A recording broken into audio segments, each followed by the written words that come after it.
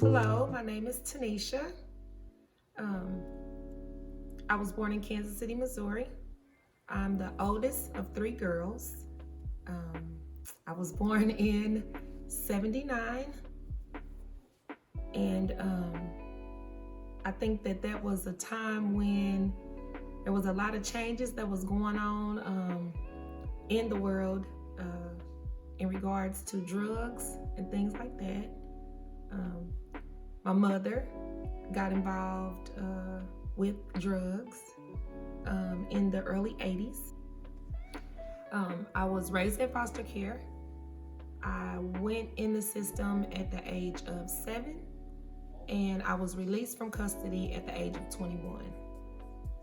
Um, I was born in Kansas City, Missouri, so I was in the DFS custody. We call it DFS back home, and I've lived in 36 different foster homes. I got switched around from homes often, not for behavioral reasons, just more so from placement, placement issues. Um, I agreed to do this video to create awareness, and it's also somewhat therapeutic for me to be able to share my story. So I'm happy that I was given this opportunity. What do you guys want to know?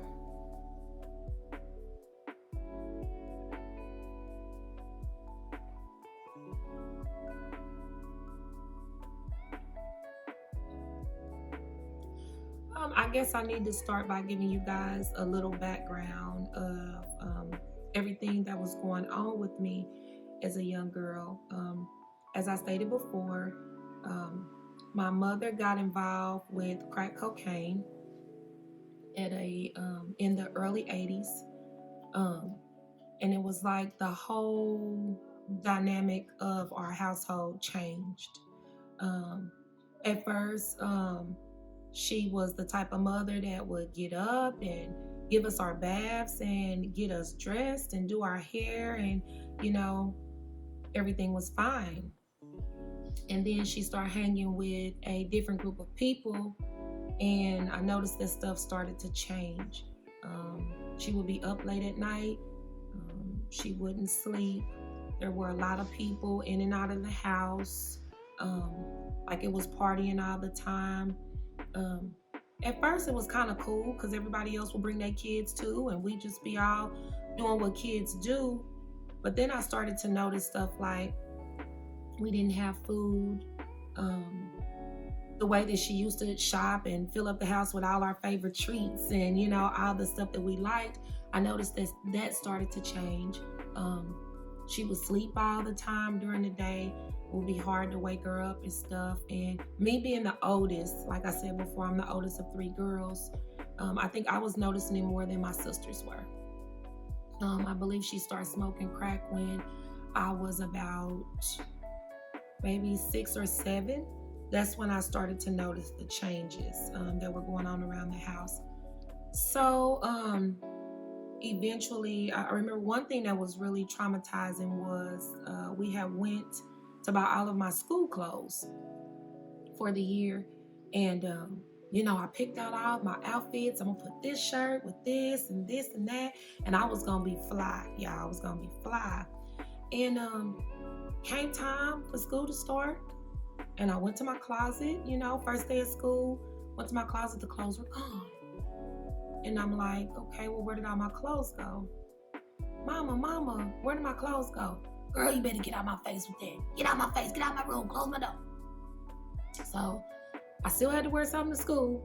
So I found something that I already had, and I went ahead and went to school. And I went to my class, and I made it to my class. And of course, I'm kind of sad now because everybody else has on new clothes and new shoes and all of that, and their hair is done. And that wasn't me. And so I was kind of sad. And there was a classmate of mine's, and I got to looking around, admiring everybody's clothes. And I'm like, I had a shirt like that. I had those pants too. And I didn't notice until maybe the third day of school that all of the outfits that I had picked out, my classmate was wearing to school. Um, her dad was a drug dealer, and my mom had taken all of the clothes that she had brought me for school, and she had basically sold them for crack to the neighbor. And I had to watch this little girl wear all the clothes that I picked out for school to school. And I think that's when it hit me. Something's wrong. Something's not right. I knew that they were in that room doing something, meaning all the grown-ups, but I never knew what it was. So after that, I started feeling really sad, and I started to feel a lot of anxiety. I started to feel stressed about it because I couldn't figure out why things were happening this way. Eventually, the utilities start to get turned off. And I'm from Missouri, and it's cold there in the wintertime. We get a lot of snow there in the wintertime. And once the utilities and stuff started to get cut off, Mama left. And she left us in the apartment. And it was me, and like I said, my two little sisters. We're all 3 years apart.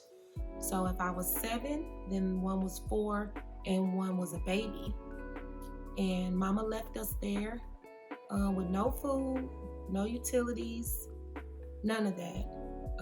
This was during the time that welfare checks still came in the mail. So she would come at the first of every month and, pick up clothes for herself. And she would always give me a book of food stamps, the $25 book. It will be a 20 stamp, and it will be 5 $1 food stamps in there. And that's what I had. Another thing that I remember that was really sad was sometimes I didn't have food to feed us.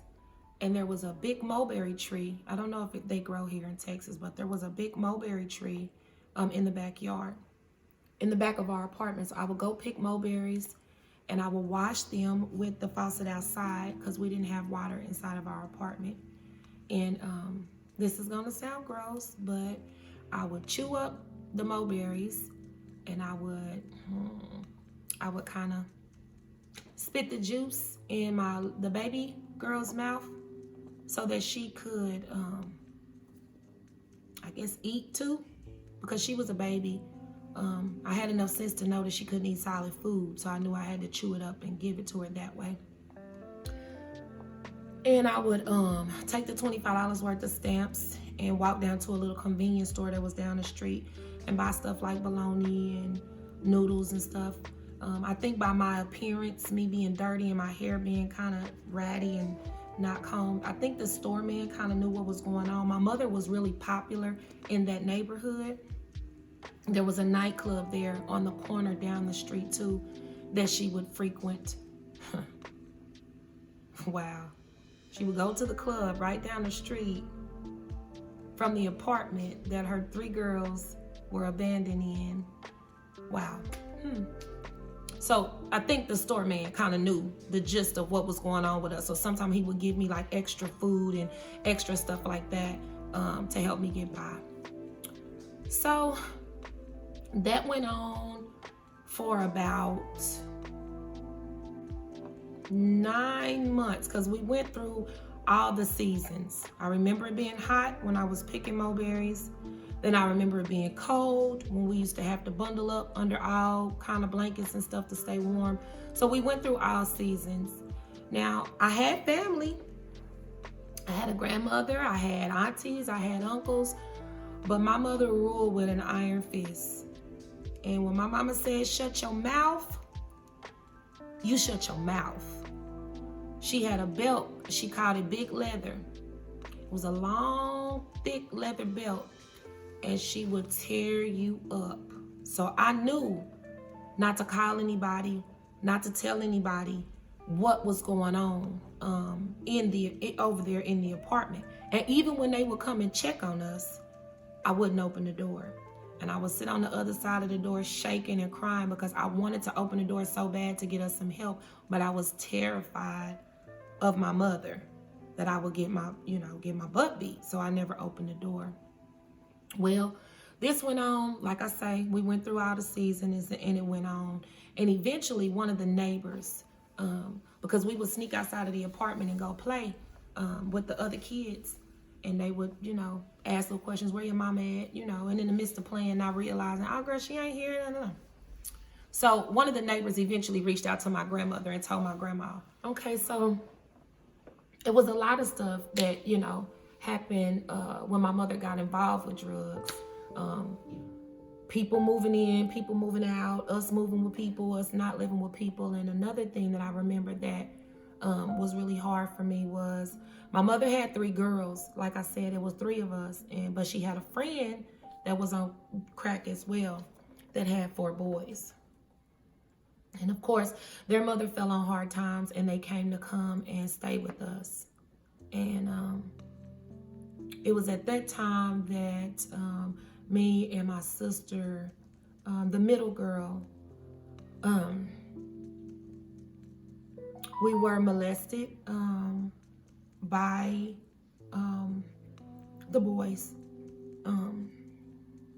It was an older one that would tell the younger ones like the stuff to do to us.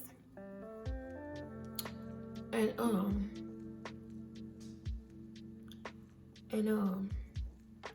it was really traumatic to me.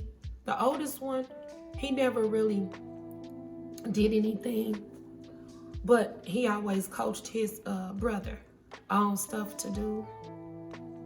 And I was a kid. I didn't know no better.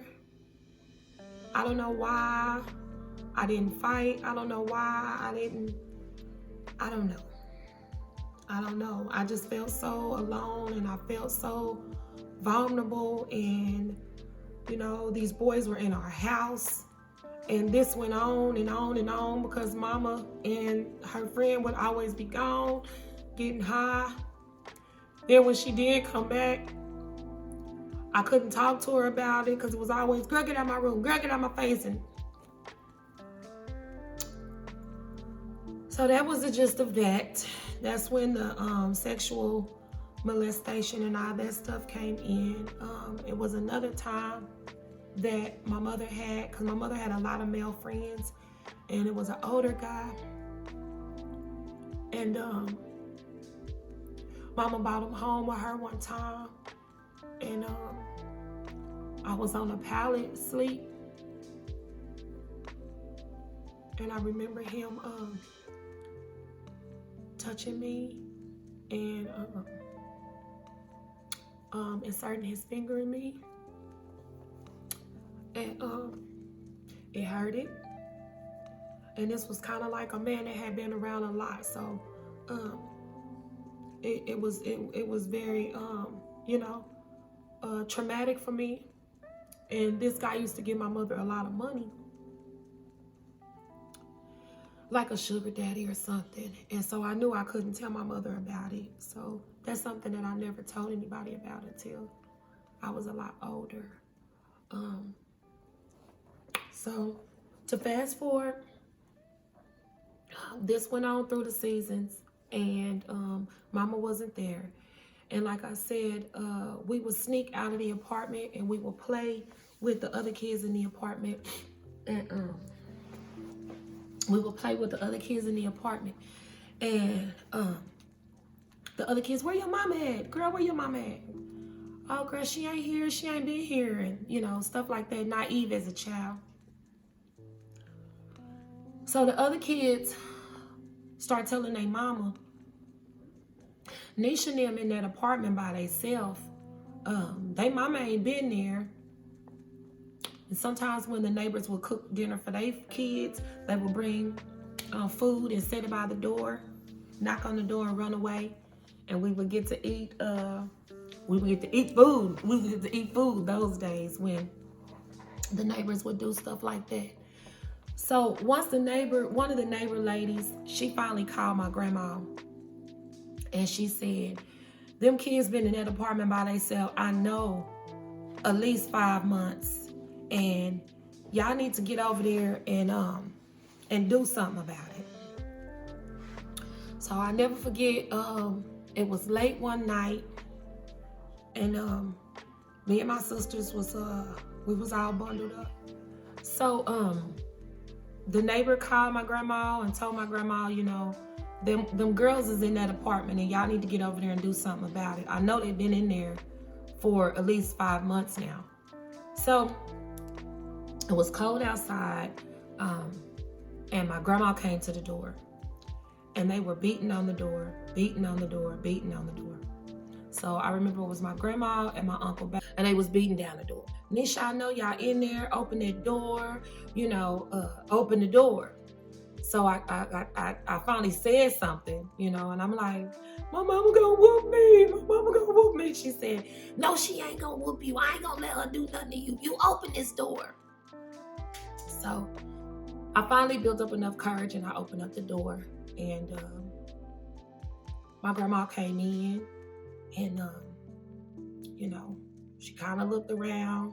She seen the condition of the apartment.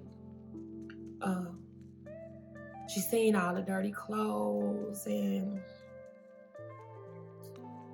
how nasty the place was. We didn't have any water, so of course the toilet stool was full of urine and feces and stuff like that. I would try to keep the door closed so the smell wouldn't be so bad. We were filthy. Our hair was almost locked.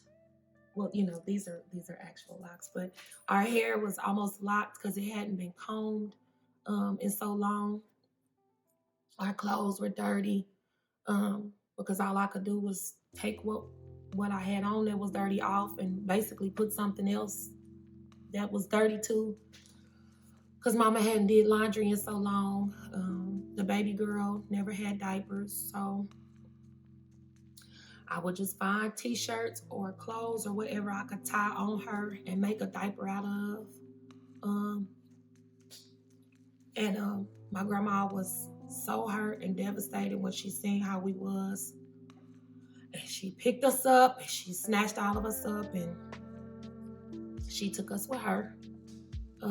Now, me and all my sisters, we all have different fathers. So, of course, once she got all of us over to her house, it was like all hell broke loose. She called mama going off on mama. Mama knew that her secret was out. Mama was furious with me. Mama tried to come and take us back. Grandma and mama got into it. I know you smoking that shit. Look at you. Look at these kids.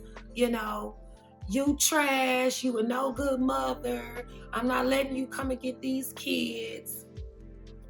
And then my mama, and then my grandma got to calling our daddies. So my daddy was in the service. He was a military man, so he used to be gone. He wasn't in Kansas City a lot. My middle sister's dad was married and had a family, and my baby sister's dad, he was involved with her. So my mama got, of course, my grandma got to calling our daddies, and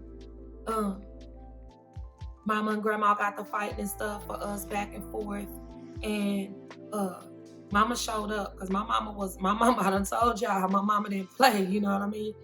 So mama showed up, tried to fight the whole family, give me my kids, give me my kids. Took us back from grandma. But grandma had already started in motion what her plan was to do. So they my mama took us back. And now we went to go live with the lady that had the boys that they used to be at our house. Yes. So we went to go live with them because by this time, my mama had lost our apartment. Once my grandma came over there and seen the condition of the place, my grandma told the landlord it was just everything and it was just a mess. So mama had lost our apartment. And so when she took us back from grandma, we went to go live with the lady that had the 4 boys. All that stuff started all over again. But my grandma had already made it up in her mind what she was going to do. If you take them kids up out of here, I'm going to call the people on you and I'm going to get the people involved. The people meaning DFS. Okay, so my mama and my grandma kind of fought back and forth. But again, my grandma was like, you toe up, you smoking that shit. And I'm about to get some help for these kids.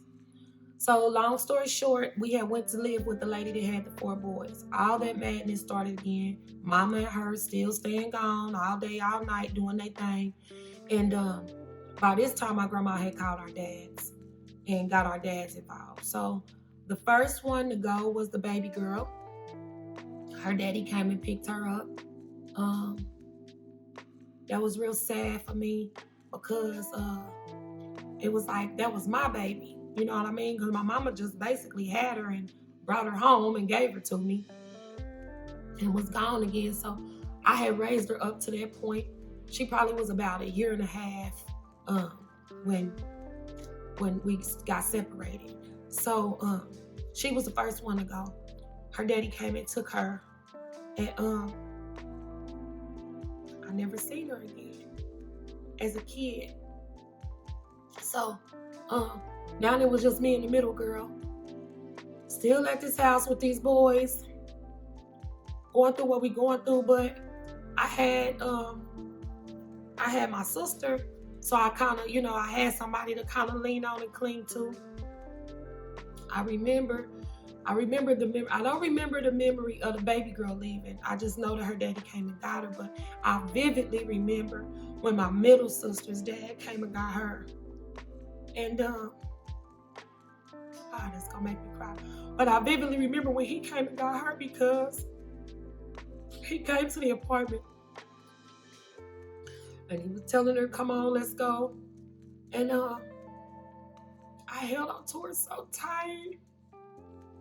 I didn't want to let her go because I didn't want to be the last one left there with the boys.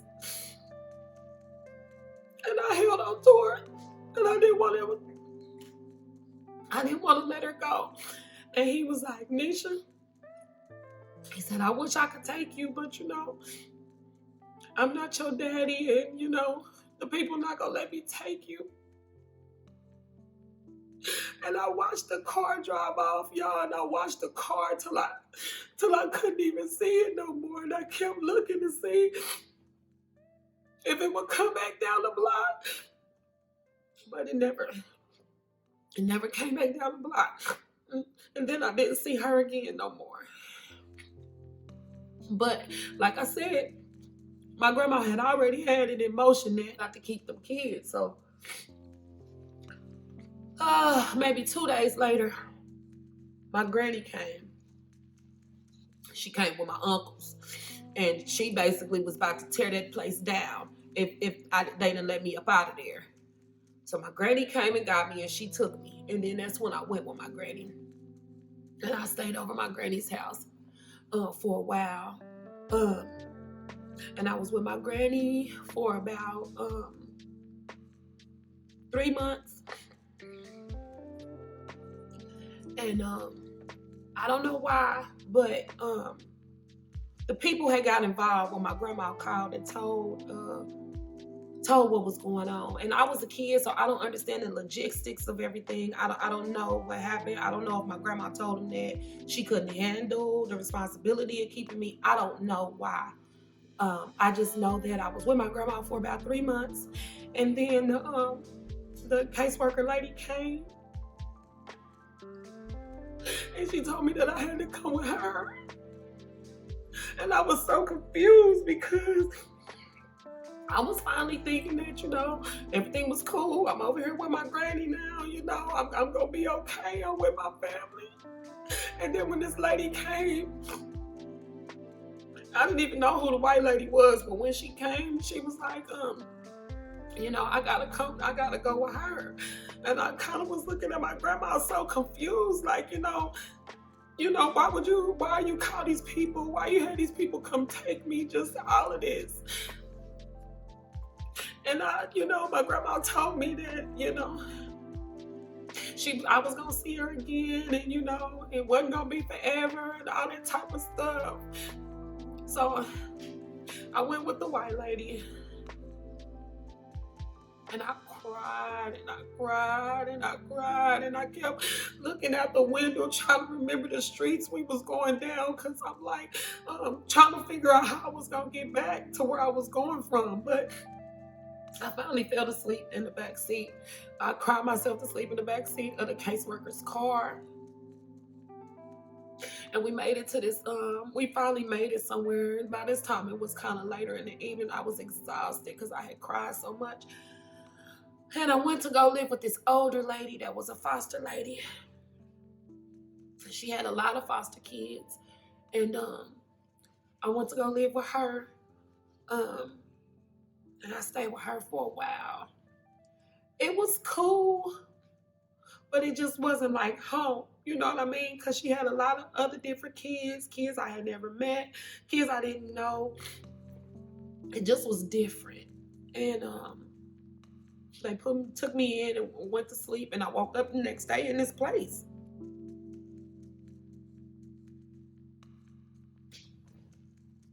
And I had to learn the way that they did things, and I had to eat the type of food that they ate, and I had to go to church when they went to church and do all that type of stuff. So I was there for a while. Some stuff went on there. I really don't want to go all off into that, but some stuff went on there that was inappropriate too. And I'm just saying all that to say this. Foster care was good for me to a certain extent, but I went through traumatic things in foster care as well. I was told all the time that, I'm just getting a check for you. And it's like I knew I was a check. You know what I mean? I knew that. I just feel like the love wasn't genuine. You know what I mean? I felt like I was just another paycheck or another way for them to make money. But hold up, a good thing that happened one time, this is a good memory that I had, was I was asleep one night in the foster home, and somebody came and got in the bed with me.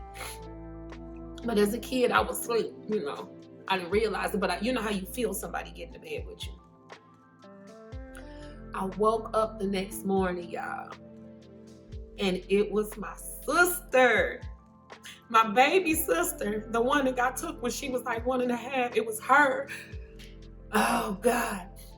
She looked at me and I looked at her. She like, Nisha, and I'm like, Tay, And we hugged and we were so happy because I hadn't seen her in so long, you know what I mean? Oh my God, it was so much joy, But it was kind of bad for her. I noticed she was talking kind of funny.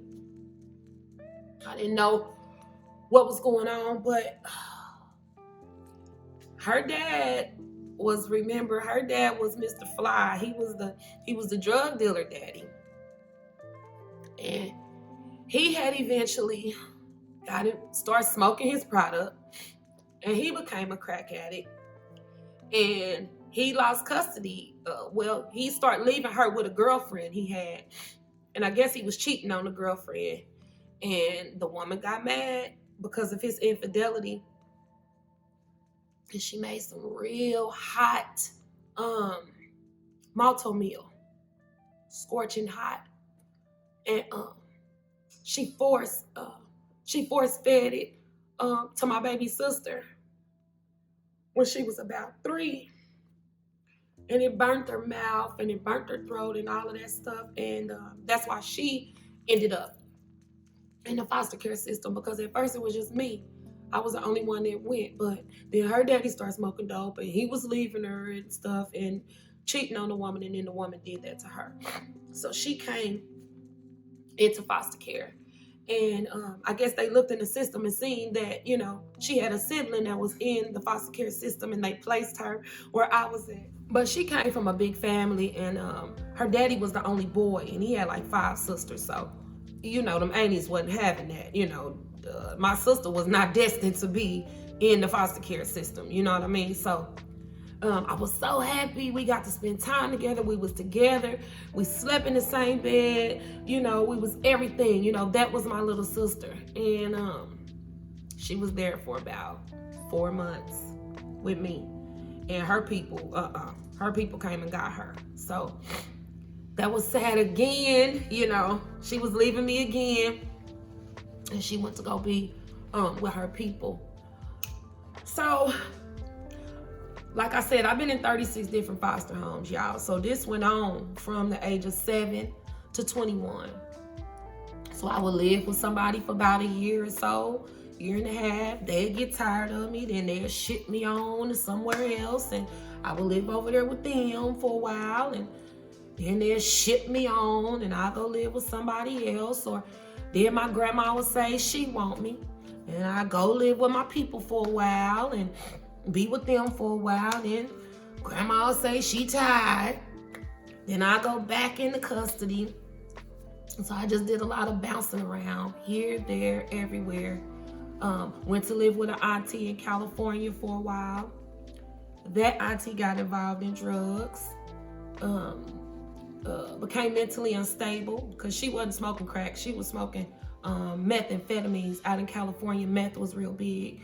And I don't know, it's something about that stuff, but people go crazy on that stuff. So she suffered from psychosis.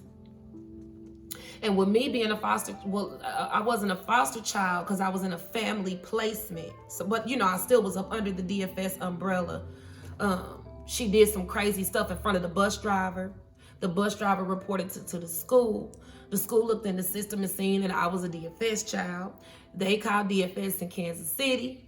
DFS in Kansas City sent me a plane ticket and were like that. From California, I was back in Kansas City, put back in a foster home. Now this went on. I'm progressing in age, getting older. And once you get too old in the foster care system, they start putting you in group homes because don't nobody want to deal with no teenage girl. She having periods and all this old other stuff. And also the money gets less. Your check is less when the kid is older, So once you start getting older, I'm about to be dealing with all this and the check ain't that much. So I end up getting put in a group home. Waldron House for Girls. I was put in a group home. And I was in the group home with bad kids, y'all. Kids that had done stuff. Kids that had stole stuff. Kids that had beat up their mama. Kids that had ran away. I had never did none of that. You know what I mean? I was a straight A student. I always made A's and B's through school. I was even on a panel. I met Hillary Clinton when Bill Clinton was in office. They had a teen summit meeting that was set up. I won an award as the most outstanding DFS child. So I won accolades, throughout the system. But I was considered a placement issue because basically they couldn't find any foster homes to take me once I got to a certain age. So I went into the group home.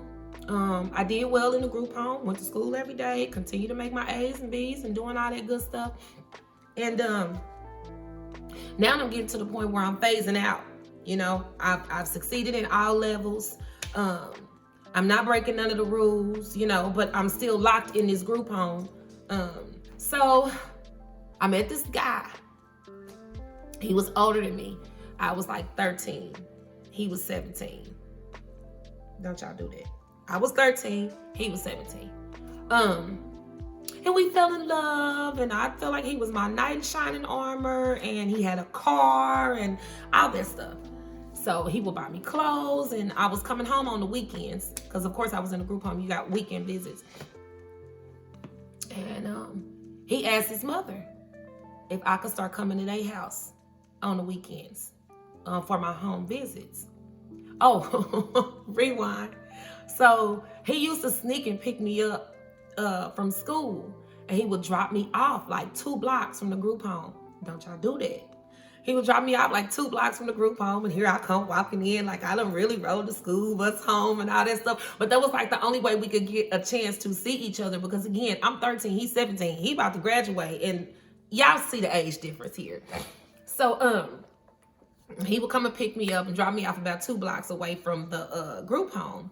And it was crazy. This went on for like a year. So by this time, he's 18, I'm 14, okay?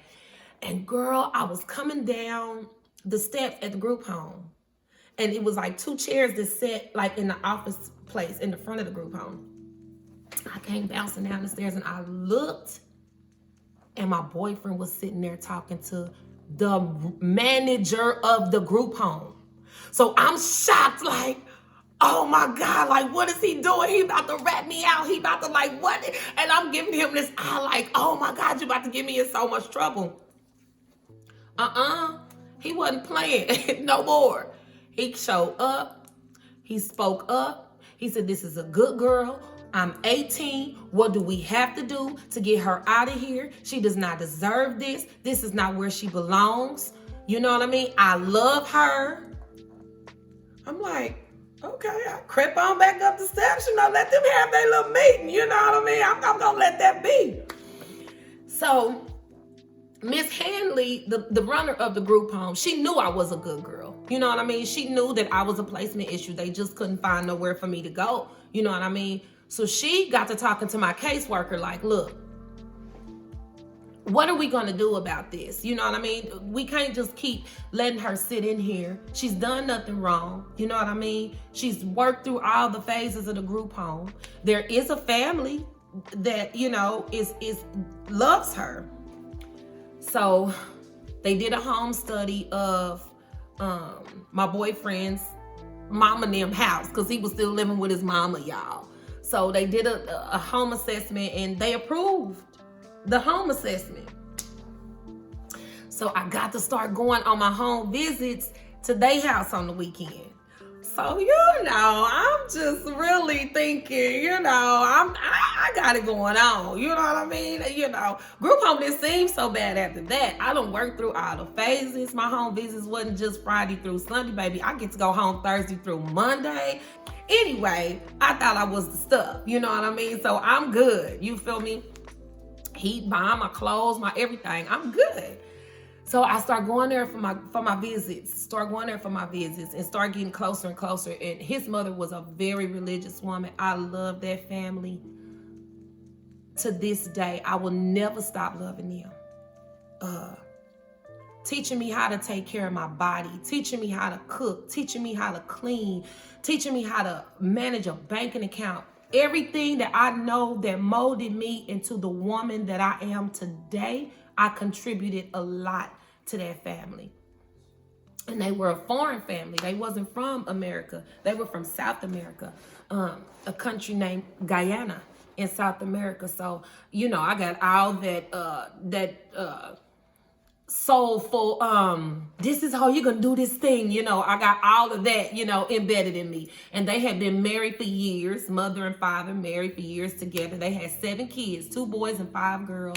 So I had a family, you know what I mean? I had a family all of a sudden. And they used to get on their brother because, oh, you got this little girl, this is a baby, you got it. But so what? We was in love, and that's what it was. So I used to go there for my home visits and everything, and that went on for a while. And so once I got about 16, about 15 or 16, Miss Hanley was like, okay, now look, what y'all gonna do? Miss Hanley started complaining to DFS, and no. Miss Hanley started complaining, but it was this white girl that came in there.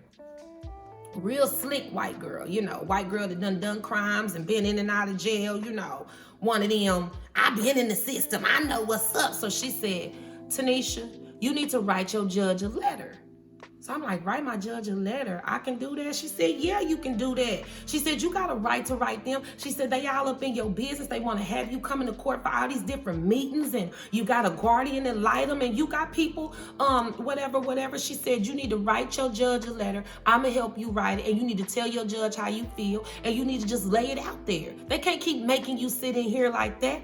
So she's pumping me up. All right, Becky, come on, let's write this letter. So Becky helped me write the letter. The girl name could have been Sarah, but one of them names. So we wrote the letter. So we wrote the letter to the judge, and here it was come time for me to go back. How you be having those court, those hearings that you have to go through. Well, in Missouri, that's how it was. You used to have meetings where you would go to the courthouse, but it was like the courthouse for kids. And you had like a guardian ad litem and a judge and all that. And they would ask if your mama and your daddy wanted to come. Of course, my mama or my daddy never used to come. My mama, she was all the way gone on crack by then. You know what I mean? And lost all her weight and just was homeless on the streets by then. My daddy was somewhat out the service, but my daddy was an only child. And he didn't know if he could raise a girl and, all of that. So daddy was always kind of supportive for me, but I was in the system. And he was supportive for me, I knew who my daddy was. I knew that he loved me, but he didn't come and get me at that time. So fast forward, it's coming up time for us to come back to this court thing. And my home visits had already been approved with the family that I was going to spend the time with on the weekend. And I done wrote this letter, and I had won all of these awards, and I had been making good grades, and I had been doing all that. So I was feeling good when I went to court, you know what I mean? Because I was feeling like, we about to really get to the bottom of something. And so we went to court. Now, mind y'all, any other time when we went to court, I would never say nothing. You know what I mean? I would just kind of sit there and let them do their thing as a kid growing up, because I didn't understand what they were saying, what they was doing. I just would sit there. But by this time, y'all, I done had a boyfriend. My confidence, I'm starting to feel more, I'm growing up. I'm starting to feel more comfortable with speaking up. So we go to court, and Miss Smith,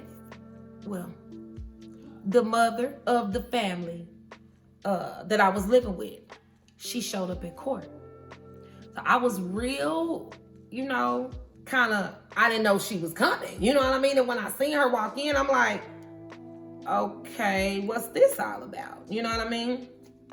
So we go inside the court, and they presenting all the evidence. This is a quarterly meeting, for Tanisha, and yada yada yada. So Miss Handley, the lady from the group home, had let them know, Tanisha has worked every level, every course of the group home. She's phased out of the program. There's no reason for her to be here. She's a good kid, yada yada yada. Miss Smith testified, I love her and I want her. She can come by me. She can come and stay by me. And so then they asked me if I had anything to say. And I'm like, wow, I get a chance to say something. And I just start reading the letter. And I just was telling them, and I just ran it all the way down to them and how I felt. Expressing them all my accolades and how I felt like I was a victim of circumstance. You know what I mean? I had done nothing wrong to be in this situation at this point, and that, I didn't want to be in that situation anymore. So the judge must have went in on my worker. It's workers like you that are not doing your job. This girl should have not been in this group home for as long as she was. And this is going to stop today. This is going to stop today. She slammed that gavel down. Boom. Tanisha is going to be in the care and custody of this family over here. And I was free. I was free, y'all. I got to ride back to the group home with my boyfriend's family, picked up all my clothes, packed up all my stuff. I could have danced up out of that group home as happy as I was feeling coming up out of there. So I got all my clothes and stuff, hugged all the girls in the group home bye, and I left the group home. But I was still a ward of the state. I was just going into another placement with my boyfriend's family. Life was good. Life was good. So I lived with them. At this point, I'm about 16 and a half. Okay, yeah. I'm about 16 and a half at this point. So I stayed with them probably from like 15 to about 16 and a half. And everybody knows what happened when a boy is living with a girl or when a girl is living with a boy. I had my own room, but it was on the same level of the house as my boyfriend's room. I mean, don't take a rocket scientist to figure out. We were sneaking in each other's room, y'all. I got pregnant. And I done told y'all these people are very religious Christians. Foreign people. Okay. Dani, his father, was the one that noticed it. He said, Nisha, it's why you're sleeping so much. I said, Daddy, I don't know, Daddy. It's tired, I'm tired. I don't know. I just tired. He said, oh, okay. I'm sleeping, y'all. Fall asleep at the table, sleeping. I don't know what's wrong with me neither. You know what I mean? I ain't no kid at this point, but I'm a teenager. I don't know. Daddy said, Alisha, you must take this girl up to the place there and let them give you a pregnancy test. I said, pregnancy test? No, not me. No, not me. No, not me, Daddy. No, it can't be me. Not me, Daddy. Girl took me up to this place. Lo and behold, I'm pregnant. Why did I do that? Daddy was furious. When I tell you, if you could see smoke coming out of somebody's ears, Daddy was furious. You mean to tell me this girl lay down in here and they're making baby up in here? This can't go on. What the Lord gonna say? This can't go on.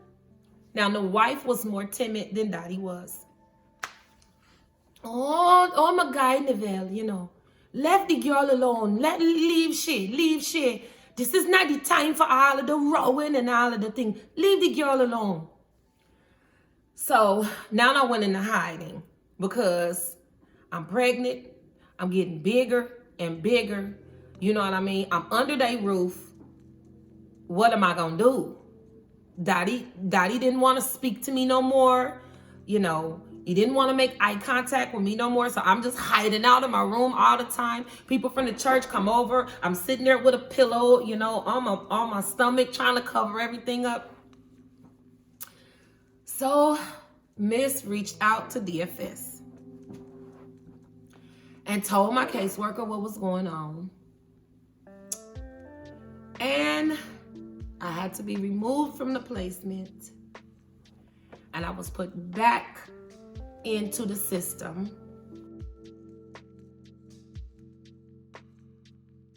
Into something called transitional living.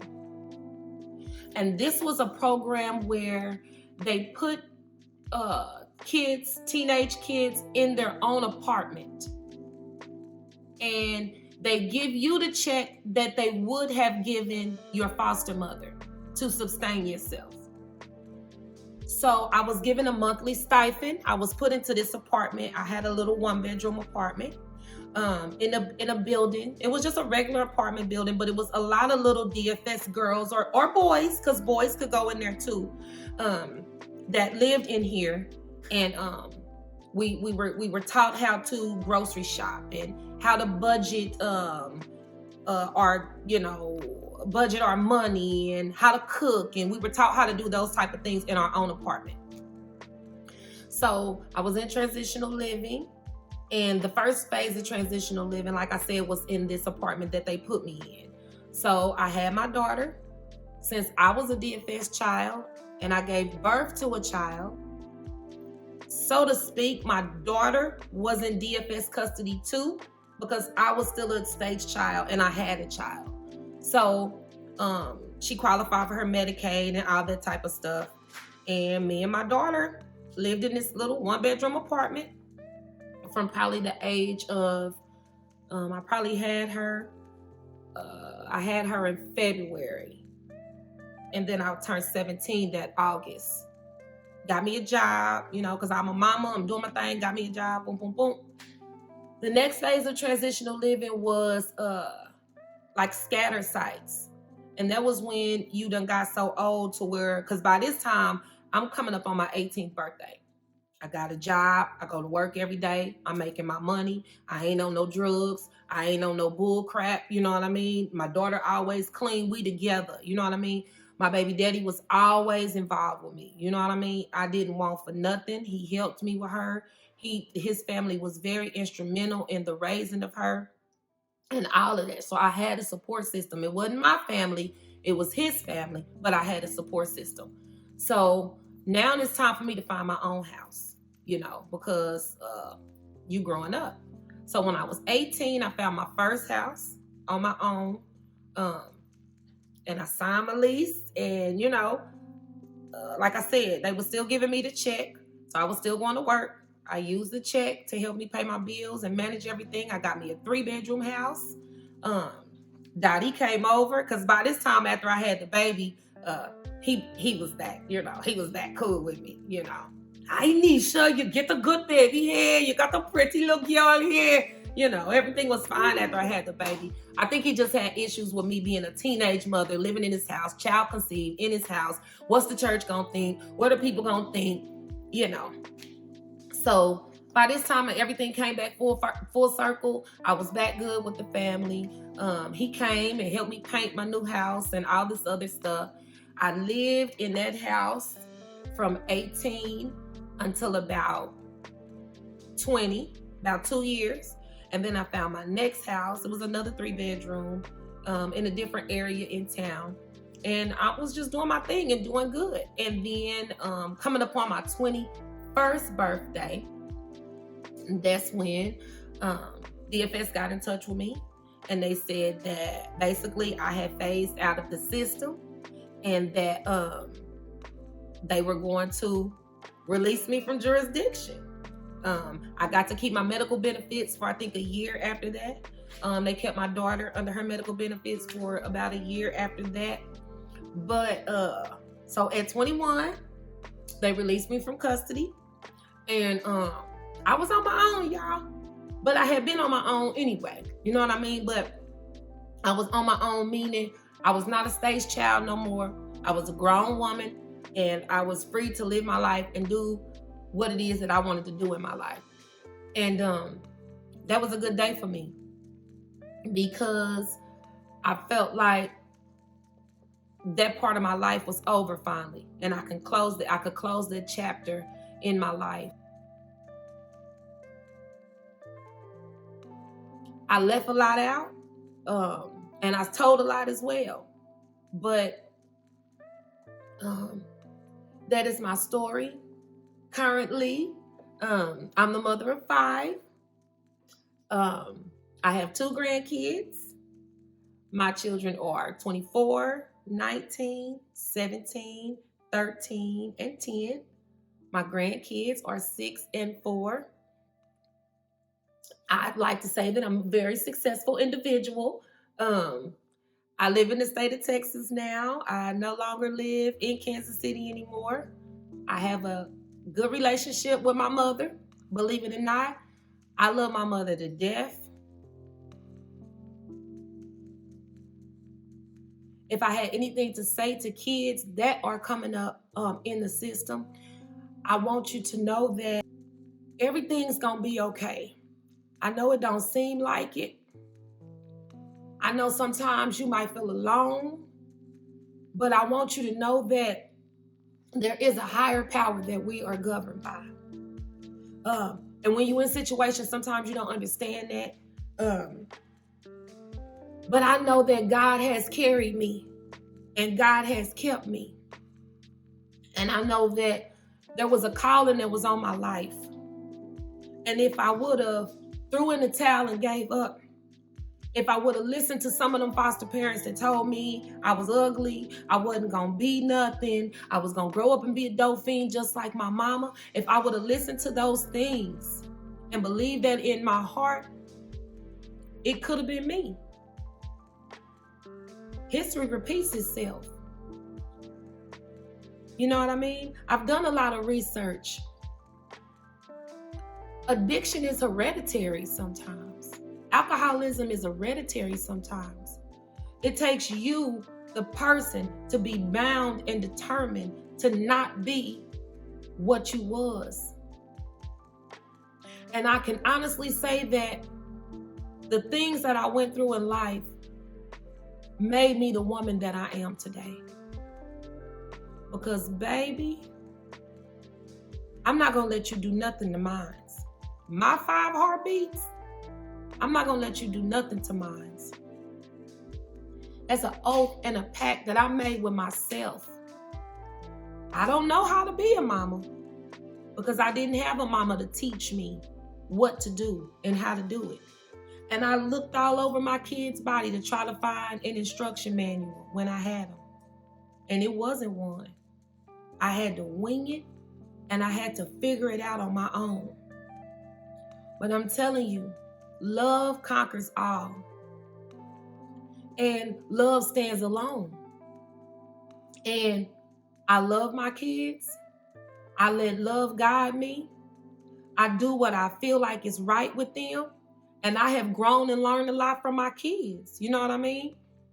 I tell them all the time, I don't know what I'm doing, but I'm sure gonna do it. And I'm gonna make it look good while I'm doing it. And my dreams and my goals are, I want to open up group homes. I'm in the process of getting that going now so that I can give back. That is my desire. That is what I want to do with my life. I want to have decent placements for kids that have been separated from their parents. I want to speak life into them. I want to let y'all know that I love y'all, even though y'all don't know me, because I once was y'all. I once cried for my mama every night. I didn't understand why she wanted crack more than she wanted me. I didn't understand why. But as an adult, being exposed to alcohol and drugs and drinking and things like that of that nature, my mama wasn't my mama, y'all. My mama would have never done those things that she did to me if she was in her right mind. I thank God that my mama's still alive. I talk to my mama daily. I talk to my father all the time. I love my parents because I wouldn't be alive if it wasn't for them. If I have to tell y'all something, I know that y'all been hurt by some of the things that y'all parents have done. I done heard some stories of some kids that done went through some things in the system that was by far worse than the things that I went through. So I know what it feels like to be a child and to be abused. I know. But what I'm telling you is this. The love that I have for my kids is astronomical. And I know that it had to be some serious demons on my mama to have her do the things that she did. And in order for me to grow, I had to let it go.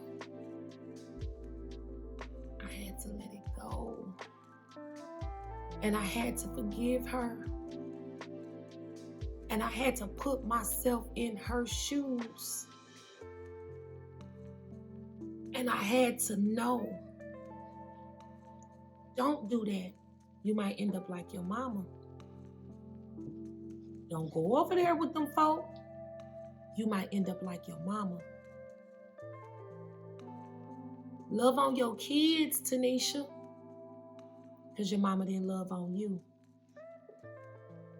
Talk to your kids, Tanisha, because nobody didn't talk to you. I'm not perfect. Ain't nobody perfect, but I'm a survivor. And you a survivor too.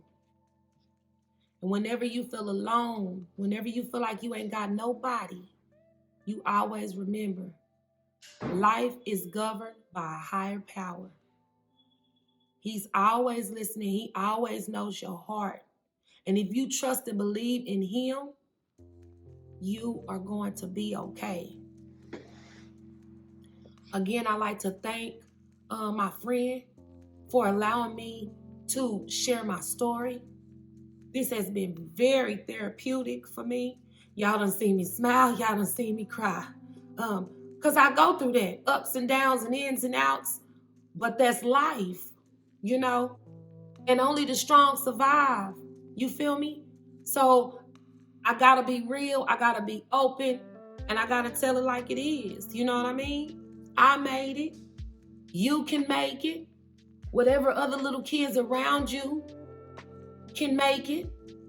I know where my sisters are now. We're all grown women, all successful. The middle girl is married with a child. The youngest girl, successful, owns her own boutique, very successful entrepreneur. All of us, beautiful, looking good, eating good. That's because God is good.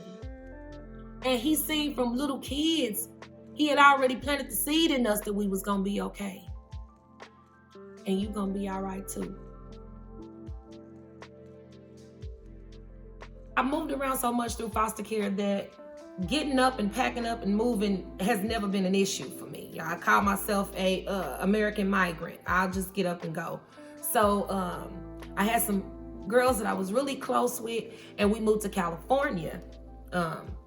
And when I got in California, there was a lot of opportunities in California. You know, it was amazing, the type of things that you could utilize and take advantage of. And me coming from Missouri, I wasn't used to that. Free education, y'all. Free education. When I got there, I'm not gonna lie, I had to sign up for public assistance when I first got to California because I didn't have a job. You know, we literally just packed up our stuff and packed up our kids and said, we moving to California, y'all. And I'll move to California. So we gets there. I signed up for welfare. I'm gonna keep it real. I signed up for welfare when I got in California. Me and my two homegirls, we living in a 3-bedroom house. 3 families in a 3-bedroom house. Each family had their own room. So when I went to sign up for welfare, they was telling me about all the free training and education, you know, that they had. And I'm like, wait a minute, you mean to tell me I can work and still get a welfare check? Yes, you can. Oh, you mean to tell me that you gonna give me gas money to get to work? Yeah, we're gonna do that. Oh, you mean to tell me I could take these trainings and get licensed and certified to? Oh yeah, we do that in California. Oh, well, push on through, Sunny State. This is where I need to be. So they had a lot of little training courses that I could do, and I ain't gonna lie, y'all. I had been talking to this old man. He had been telling me his story one day, and he told me that he used to shoot drugs. And he said, I find that vein, I pop that vein up, and I shoot that thing up, and I be shooting everybody else up. Now, don't get off track, because I'm telling y'all all there for a reason. So as I'm sitting there in the welfare office, there was a list of stuff that I could do, and I seen phlebotomy. One of the courses that you could take was phlebotomy. So I'm like, what's phlebotomy? I asked the lady, and she was like, oh, phlebotomy is drawing blood. That's, you know, they teach you how to draw blood and do all that. And I immediately went back to the dope fiend man. Because, y'all, I don't shun upon people that's on dope. I don't, hobos and whatever y'all want to call them, they're my people. If I got some money, I'm going to give it to them. Just because you dirty and you funky because you done been up smoking crack all night, I don't care. I'm going to let you know that I love you, because at the end of the day, that's my mama, y'all. I'll never forget where I came from. I'm not going to never look down on nobody, because God got a way of putting you in your place. And I don't want that to be my place. You understand me? So I go, and if somebody trying to talk to me, I don't care. I'm going to talk to them. And that's how the dope fiend dude told me about him shooting up, And I said, oh, drawing blood. And I immediately thought about the man that said, I put that thing on my arm. So I said, you know what? I want to do that one. Bada boom, bada bang. They put me in the course. I done told y'all I was smart now. I just got off to having kids at too young of an age and that type of carrying on. But took the phlebotomy course, aced the phlebotomy course, and got off into that field. It has been a very lucrative field for me. I currently, I'm still a certified phlebotomist. That's what I do for a living. I have a desire to go back to school. I thought about going back to pursue a nursing degree. But, my passion is in group homes. That's what I want to do. I want to be an entrepreneur. I want to open up residential facilities because I want to help kids. I want to help me. I want to help what I used to be. And I want to show them you can go to school still looking nice and fresh. Just because you in the system, you ain't gotta feel like that. You know what I mean? I'm gonna do it, y'all, and I'm gonna have the facilities that I need to teach these kids and help these kids, because I don't want kids to feel the way that I did, baby. And I'm gonna sign a waiver when they come in. Hugs are allowed, baby, because I'm gonna hug my kids and I'm gonna let them know that I love them, because sometimes that's all a child need is a hug. To know that somebody loved me. I want to be the Miss Hanley that was in my group home. Remember I told y'all about Miss Hanley? The one that stood up for me and told them, this is a good girl. She don't deserve to be up in here. I want to be her. And she inspired me, and that's what I want to do. But as far as career-wise goes, I work in the medical field. I live in Texas now because I told y'all I get up and go. So now I'm in Texas. Might not be here forever, but this is what I'm doing right now.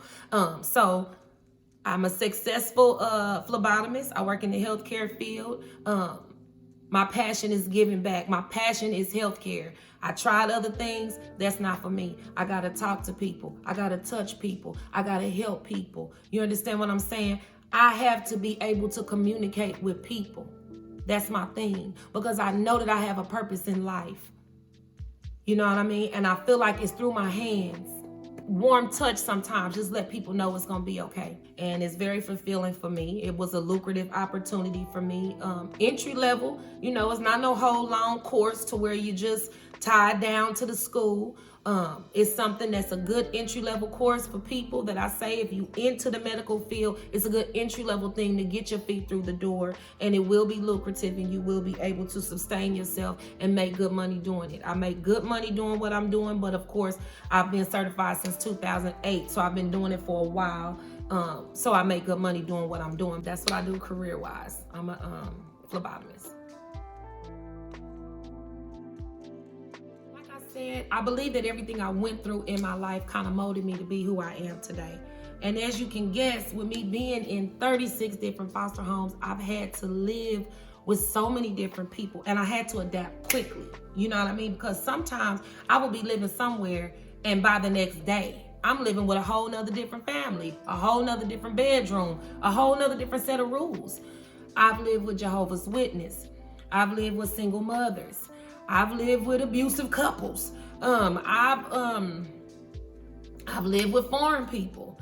I've lived with white people. And I say all that in a good way because I'm a chameleon. Any setting that you put me in, I'm going to thrive. I'm a people's person. People gravitate to me. And I think it's just the energy that I put out, because I decided from a young age that I was not going to waddle in anything. I was not going to make a bad situation just, forever. I always try to find the good in something bad. I had to do that, y'all, because if I focus on the bad, I would be strung out and just as toe up as my mama was. You know what I mean? I had to find the smallest good thing out of something, and I had to feed on that. You know what I mean? Like I say, religion-wise, you know what I mean? To go from Christianity to Jehovah's Witness, and they are very rigid people. You know what I mean? And I don't want to say I had to fake it till I made it, because religion is something that you don't play with.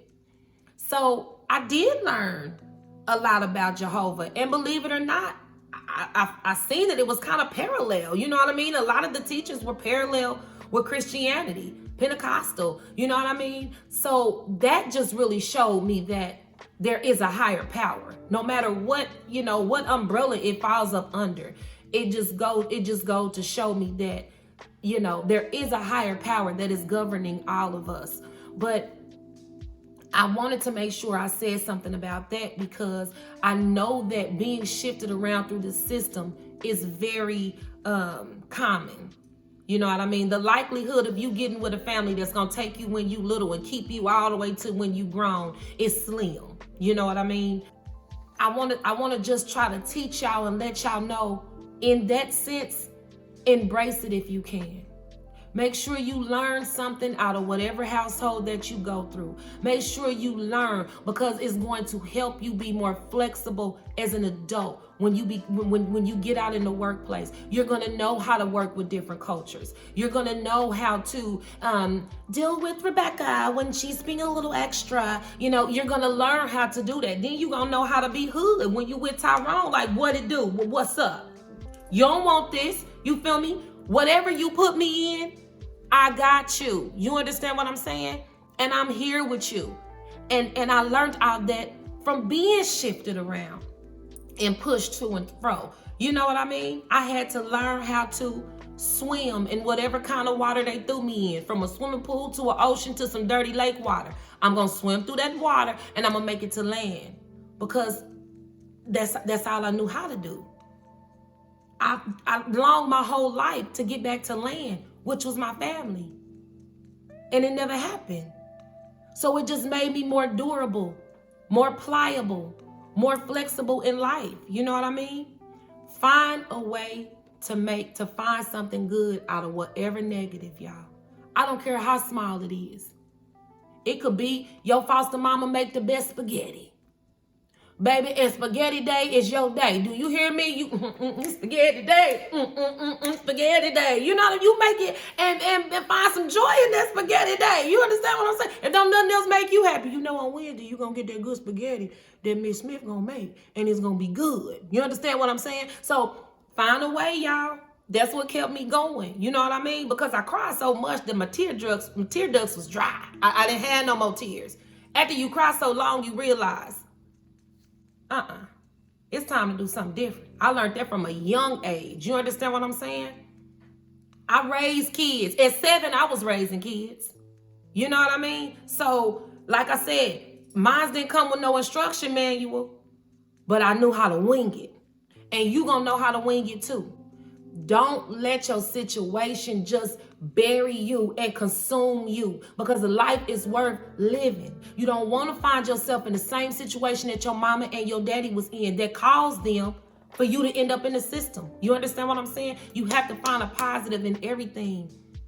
You can't focus on the negative. You got to focus on the positive. And I tell my kids all the time, fake it until you make it. Even when you sad, fake like you glad. And eventually, you gonna feel glad. You understand what I'm saying? Find your own happiness. Find your own peace. Because ain't nobody gonna give it to you in life. Ain't nobody gonna... Your peace is your peace. You gotta find it yourself. That's something that can't nobody give you. I can give you some money, but I can't give you peace within your heart. That's something that you gotta do. You gotta forgive. You gotta let stuff go. Even stuff that done hurt y'all, man. To this day, my sisters don't fool with my mama. Not to the extent that I fool with her. You know? I got some sisters that don't even call her mama. That's what it is. They feel like she don't deserve the title mama. But me, that's my mama. In Texas, they call it T. Jones. That's my mama. That's my T. Jones. That's my baby. You understand what I'm saying? I don't care. I done went and found her on a corner. Gave her some money. Gave her something to eat. Yeah, I know she about to go buy some dope with it. But that's one less trick she got to turn to get high. Sounds sick, don't it? I wanted her to be happy. And I know that that's what made her happy. even though it's bad for her. I wanted to show her love and let her know that I love you unconditionally, mama. No matter what, I love you for giving me life. I went through labor pains. I know what it feels like to have a child. And I know if nothing else, at that moment, when I came out of her body and she looked at me for the first time, I know that she loved me then. I know that she loved me then. Before the addiction, before the crack, before she got off track. I know that she loved me at one point. And that is what I fed off of. And that is what I mean by finding that joy in whatever situation. Find that joy and hold on to that joy. And know that trouble don't last always. And I'm so glad that it don't. Because here I am today. Again, my name is Tanisha. I'm from Kansas City, Missouri. I was raised in the foster care system from the age of 7 to 21. And I'm still standing. And I ain't going nowhere until the good Lord calls me home. Y'all, thank y'all for listening. Deuces.